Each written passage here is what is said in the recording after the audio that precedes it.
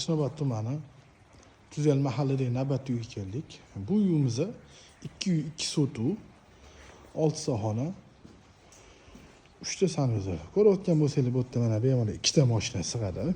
Bu yerda mana zona joy qoldirilgan. Hozir uy ichini obzor qilib beraman. Ko'ringlar, narxini oxirida aytaman. Bu yerda mana bizning kirishimiz. Bu yerda mana hol.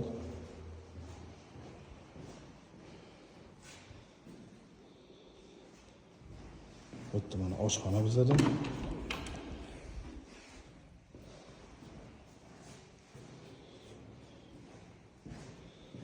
Shunaqa zonlar chiroyli qilib aylanib qilib qilingan, ko'rayotgan bo'lsanglar. Bu yerda xohlasanglar kladovka qilinglar, xohlasanglar kichkina xona hisobida qilinglar, lekin vidishkalar bor hammasi.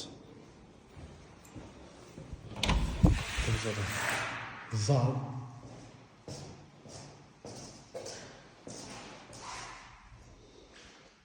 Bu yerda bizda havo aylanishga joy qoldirilgan, bu yerda bizda kotelni.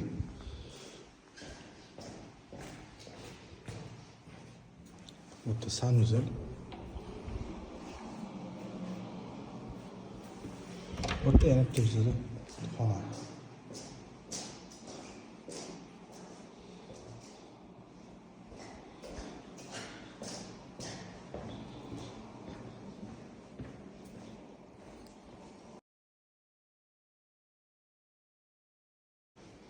Bu yerda bizda mana hol. Bu yerda kichkina balkoni bor. Bu xonadan boshlasak. Ko'rayotgan bo'lsangiz, bitta xonamiz bizda bu yerda.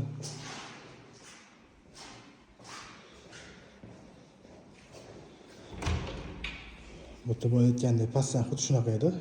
Xona hisobida qilinglar, xohlasanglar bir qanaqadir garderob qo'ysalar bo'ladi. Havolanadigan joy qilingan. Bu yerda yana bitta xona bizda.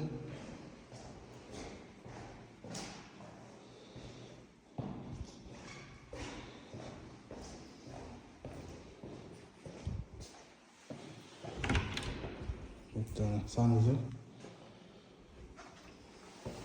Bu yerda bitta xona bizda.